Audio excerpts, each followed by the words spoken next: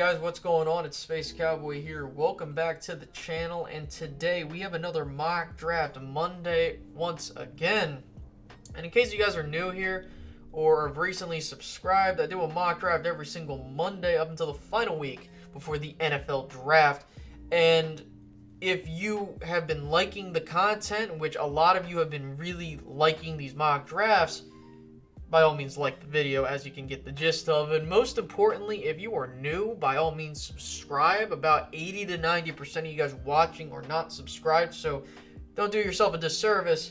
Make sure you subscribe up to the channel, and most importantly of all, hit that notification bell, because by doing that you'll be notified when I go live or post new content. So with that out of the way, I decided to do things a bit different in this mock draft. As we go into the fourth mock draft that we've done so far, I wanted to be a bit more aggressive. I wanted to use some draft picks to move up and down the draft board so that I can get the best players possible, so we can help this team really get some more youth and, young guys in here in terms of what we need. So what happened? While I was on the clock at pick 10, I had a bidding war happen between the Indianapolis Colts and the Chicago Bears. Trey Lance was on the board and they wanted him. So the Chicago Bears offered to swap first-round picks, and in return, they would give us a second and third-round pick in this year's draft. Meanwhile, the Colts only offered a second-round pick, so I decided to go with the Bears offer, get an additional second and third-round pick, which I would use later on in this video, and we'll get into that. Now, with that 20th pick, where we were at, I decided I wanted to wait to see who falls to really make a decision if I want to trade it up.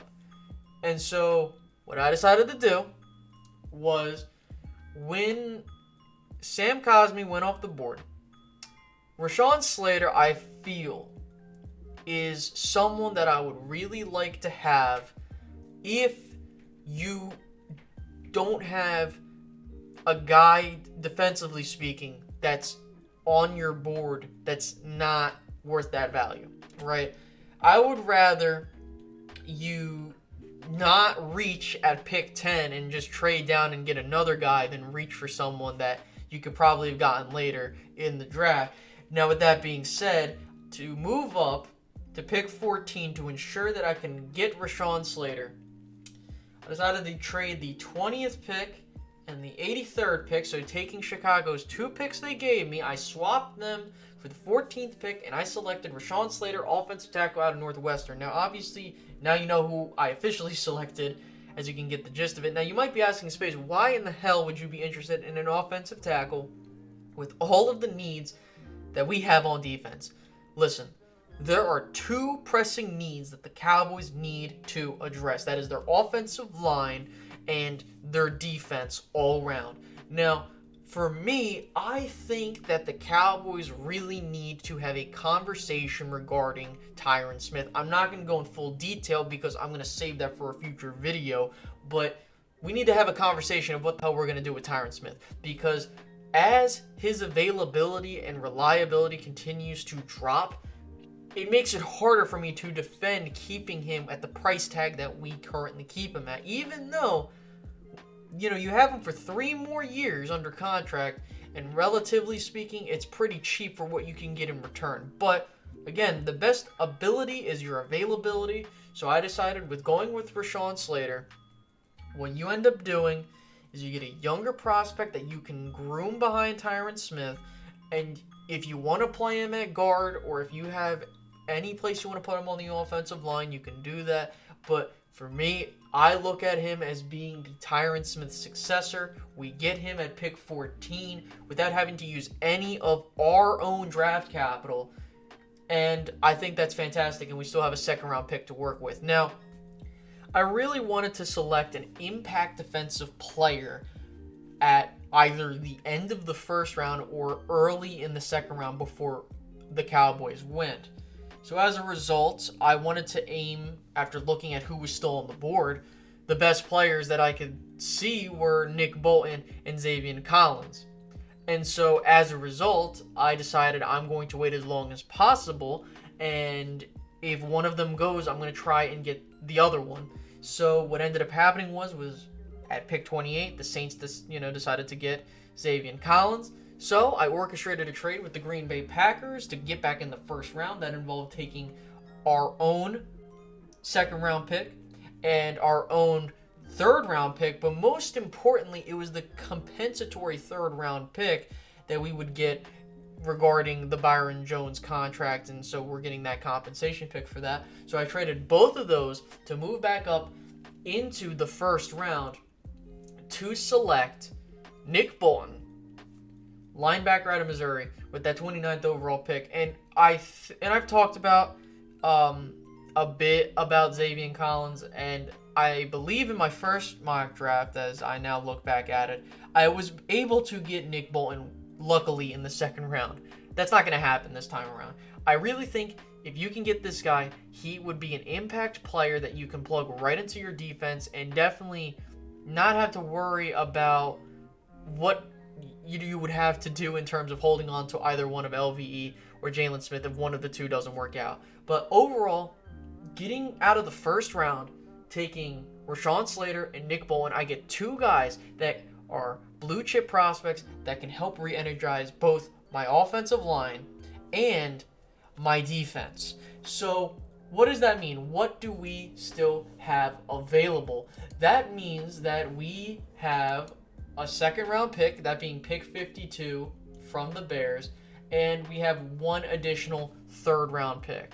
So with that being said, in the second round, I decided to go with Richie Grant, safety out of UCF. Now, the reason I went with him was because, number one, he was the one safety on the board that I do believe, and I'm going to start mocking him to the Cowboys, because I think Richie Grant will be a Dallas Cowboy. They met with him at the Senior Bowl, and usually prospects that meet up with the Dallas Cowboys have a history of being selected by them at some point in the draft. Now, you might say that's a bit early for him, but I think that based off of who was on the board at the time, which is mostly some not linebackers, some offensive tackles and guards that I personally would think I wouldn't touch, especially with that pick.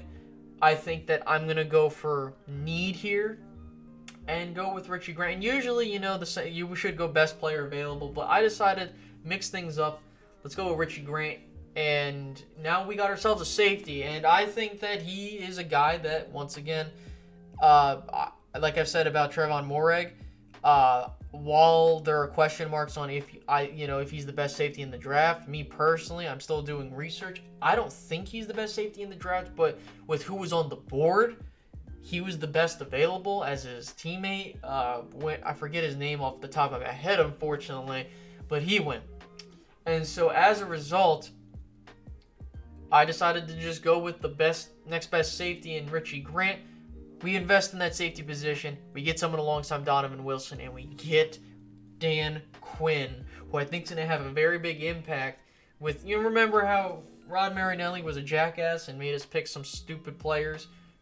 I do think that Dan Quinn's going to have an impact on this, and I think that this is what you go with. So, as a result, that means we have one third-round pick, and then the fourths, the fifths, the sixth, and the seventh all remain the same. So, meaning, to recap, the first picks that I made throughout the first and second round went with Rashaan Slater, get that offensive tackle, we get this possible and most likely successor to Tyron Smith, and we get younger and we re-energize this offensive line with youth, okay? Then we trade back up into the first round. We get Nick Bolton, linebacker out of Missouri. We get an impact defensive player to help out this linebacking core.